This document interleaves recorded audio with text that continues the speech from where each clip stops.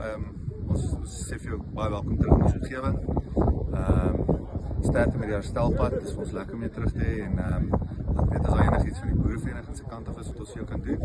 En baie dankbaar dat jy terug is. Ons eer die Here vir jou lewe en ons eer jou vir jou dapperheid dat jy bereid was om jou lewe op die spel te sit om jou medeboer en buurman te help om vuur te beklei hierdie jaar. En vandag is 'n celebration van jou lewe en welkom terug. En weet jy kan enige tyd op ons knop druk en ons wil hierso vir jou vandag baie liefde. Jappie, ons boere hier in Ermelo-Oos is baie bly jy is by die huis. Ons het jou gemis en ons is dankbaar. Ons prys die Here dat jy veilig is en dat jy gaan gesond word. En ja, ons het jou gemis hierdie afgelope 2 maande. Welkom by die huis hier. Ons is baie dankbaar jy's veilig. Die Here het vir jou bewaar. Ons gee alle eer aan die Here. En ons as boere is hier bymekaar om jou terug te verwelkom. Maar eintlik gee ons eer aan die Here vir jou wonderlike bewaring.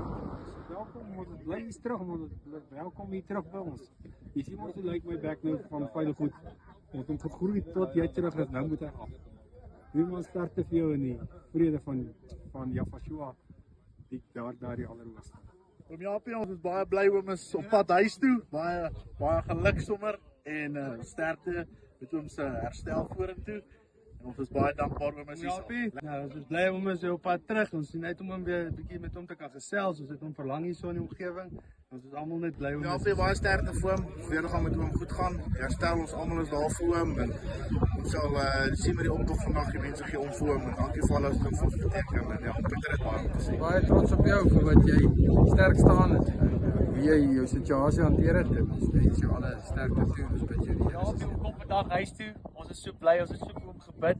En ons hoop en ons eer die Here dat hom alright is en dat hom terugkom.